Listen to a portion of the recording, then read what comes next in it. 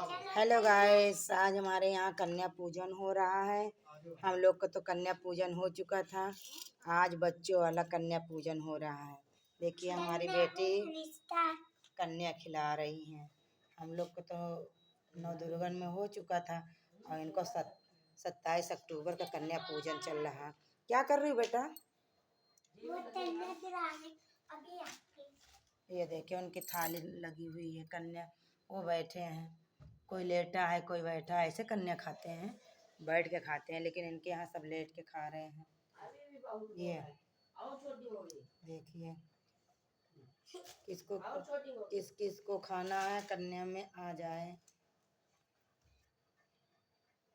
हम लोग को खिलाओगी? हाँ। बुलाओ सबको, कहता आप लोग भी आ जाइए। इसमें देख के बताओ। हाँ, तुम लोग भी आ जाओ। Bye bye.